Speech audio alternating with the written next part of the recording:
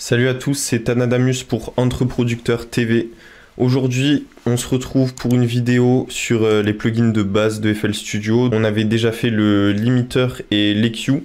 Maintenant, on va passer à quelque chose qui est incontournable dans toutes les prods, que ce soit de la trap, de la drill ou même de la pop, peu importe. Vous en avez forcément besoin un jour ou l'autre, la reverb. Donc sur ça, voilà, on va essayer de voir un petit peu en détail son fonctionnement pour permettre de bien l'utiliser et de surtout voilà, utiliser tout son potentiel, parce que voilà, la reverb de base de FL Studio, c'est un très bon plugin également. On va pas tous les faire bien évidemment, on fait vraiment que les plus importants que vous utilisez quasiment dans toutes vos prods.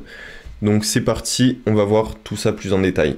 Donc j'ai mis une Fruity Reverb juste ici, un petit peu comme la dernière vidéo que j'ai tournée juste avant, que vous avez dû voir la semaine d'avant sur la chaîne, sur le paramétrique EQ. La Fruity Reverb 2, c'est simplement l'évolution de la Fruity Reverb 1, donc avec plus de paramètres, etc. Notamment voilà, tous les paramètres de mode, de speed, etc. qui n'étaient pas présents avant, qui ont été ajoutés par la suite. Donc la reverb, c'est quoi ça? Vous le savez déjà probablement.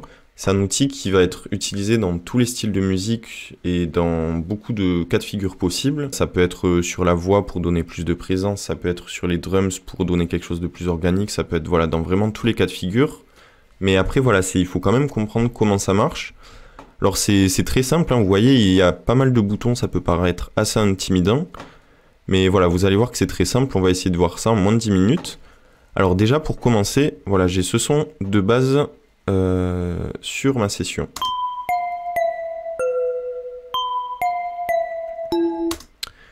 Et vous allez voir que là, déjà, si j'active la reverb qui est avec le preset de base, ça va donner ça.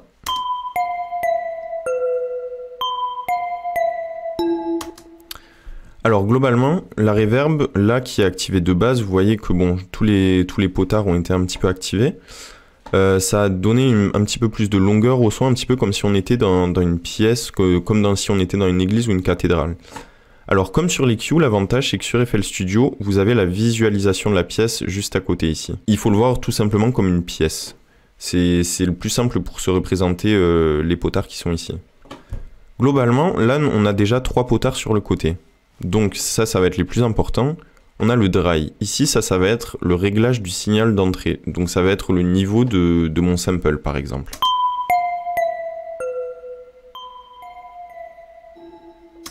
Et vous voyez que quand je le baisse, en fait, j'entends quasiment plus. Alors ça va être très utile. On va pas trop l'utiliser souvent, parce que souvent, vous allez être tenté de simplement baisser le sample de base, ou le drums, peu importe, la voix.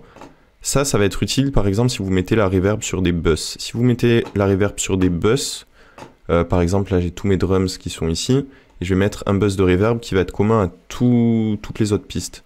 Là ça va être utile parce que je vais pouvoir couper le dry, parce que le dry va être joué sur mes bus d'origine, et là je vais avoir envie qu'il n'y ait que l'effet qui se joue sur mon bus.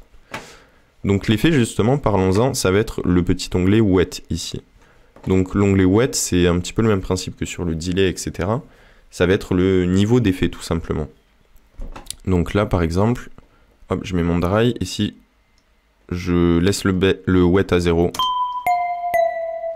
vous voyez qu'il est simple, et si je l'augmente petit à petit,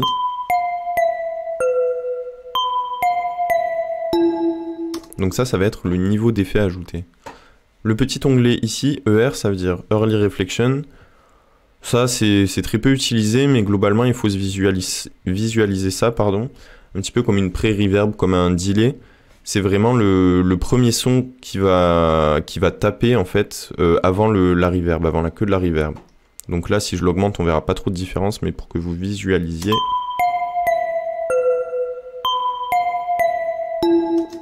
Si j'enlève le dry, en fait, tout simplement... En fait, c'est un petit peu comme si ça dupliquait le premier son. Par exemple, si vous êtes à la montagne et que vous tapez dans vos mains, vous allez entendre un écho de vos mains en fait avant la résonance. Ben, en fait, c'est ça, c'est ce petit onglet IR juste ici. Donc ensuite, de très important, je vais remettre le preset par défaut. Hop, bon, cathédrale. Il y a le decay. Le decay, ça va être la longueur de la reverb, donc la durée tout simplement. Vous voyez que si j'augmente le decay, la note va jouer beaucoup plus longtemps. Les trois onglets qui sont ici sont pas directement liés, enfin ils sont reliés entre eux mais ils sont pas forcément liés au decay. L'onglet basse, ça va être la longueur, mais seulement sur les basses. Donc c'est voilà le même principe que le decay, mais les deux sont pas les deux sont indépendants en fait. Vous pouvez mettre le decay au minimum et les basses au maximum et inversement. Là par exemple, si je le mets au maximum sur les basses, là on entend pas énormément, mais voilà, ça va jouer beaucoup plus sur les basses. Le dump, ça va être le même principe, mais sur les highs. Donc si je l'augmente, j'ai mes aigus qui vont durer plus longtemps et mettre de côté mes basses. Ça va être très utile, par exemple, si vous mettez de la reverb sur une voix, en fait, vous aurez... Enfin, ça, c'est une petite astuce, mais c'est... Les presets de base, qui est ici, par exemple, cathédrale, ça va... il y aura beaucoup de reverb sur les basses, mais très peu sur les aigus. Or, sur les vocales, dans le mix, en fait, ce que vous cherchez généralement à avoir, c'est un effet de reverb qui est surtout sur les aigus de la voix, en fait, pas sur les basses, parce que sinon, ça interfère avec vos subs, etc. Et ça, c'est pas bon. Donc, même si vous utilisez les presets de base, je vous conseille, par exemple, sur les vocales, de baisser un petit peu ce potard de basse et d'augmenter le dump. C'est même principe sur les drums. Les drums, ça va être, par exemple, l'inverse. Si vous mettez de la reverb sur un kick, il faudra plus augmenter la basse que le dump. Parce que en fait, simplement, si vous mettez même la reverb au maximum, mais que vous avez la basse à 0 et le dump au maximum, vous entendrez aucune différence, parce que ça va pas interférer sur les basses. L'onglet cross ici, justement, il va vous permettre de régler la fréquence sur laquelle le fader de basse s'applique. Donc là, vous voyez en haut à droite, enfin en haut à gauche, pardon, ce qu'on appelle le crossover, donc c'est à partir de quand il s'applique, tout simplement. Donc là, par exemple, si je le règle ici, je sais qu'à partir de 500 Hz, ça va s'appliquer sur les basses, cet onglet. Le delay ici, ça va être le temps que la reverb va mettre à arriver.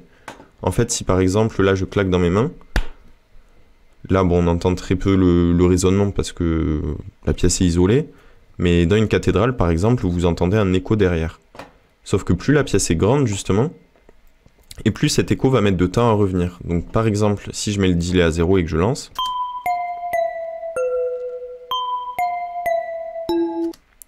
voilà, vous voyez en fait que tout va être lié, ce sera vraiment pas un bloc. Alors que si je mets le delay au maximum,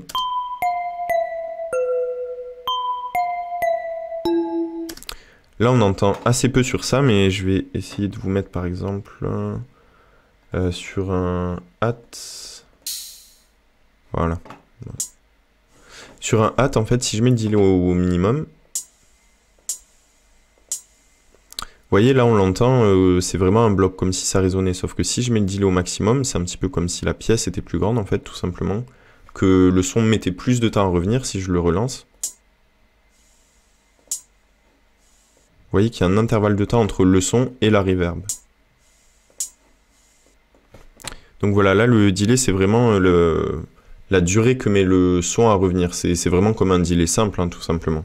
Petite astuce, ça c'est une nouveauté, enfin bon, ça fait 2-3 ans que c'est dessus, mais c'est super important.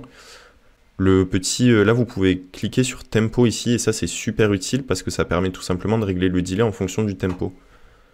Donc si vous n'avez pas envie de vous prendre la tête et que vous voulez vraiment que votre reverb soit bien réglé, ça c'est le premier bouton à prendre en compte, parce que ça va vous permettre de synchroniser la reverb avec le tempo de votre morceau. Donc là par exemple si je joue avec le métronome,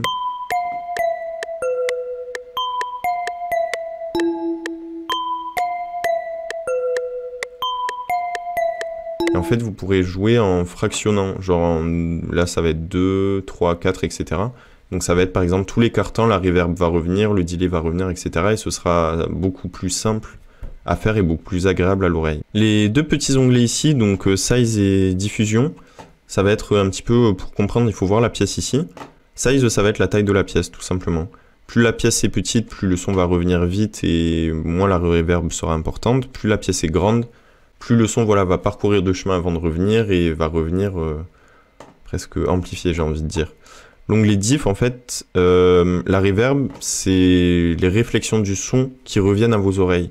Donc par exemple, si vous êtes dans une pièce avec 4 murs, techniquement, la reverb que vous entendez, ça va être le rebondissement du son sur les 4 murs. Alors forcément, le son ne va pas rebondir qu'une fois, donc voilà, vous n'allez pas entendre 4 sons distincts. Et chaque son peut rebondir sur un mur, puis sur un autre, etc.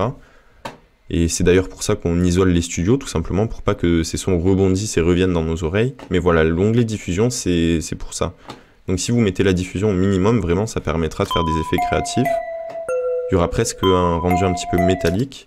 Alors que si vous mettez l'onglet diffusion au maximum, le son voilà, va rebondir un petit peu de manière aléatoire, comme s'il rebondissait sur plein de murs et ce sera beaucoup plus lissé. On va juste passer très vite sur ces deux modes et speed. C'est la modulation en fait. La modulation, elle va suivre une forme d'onde en sine wave, donc tout simplement des vagues comme ceci. Ça va être le niveau de modulation et speed, ça va être la vitesse à laquelle ces vagues jouent. Donc plus vous mettez par exemple de modulation, plus la reverb va être modulée en fonction de cette vague. Donc là par exemple si je joue,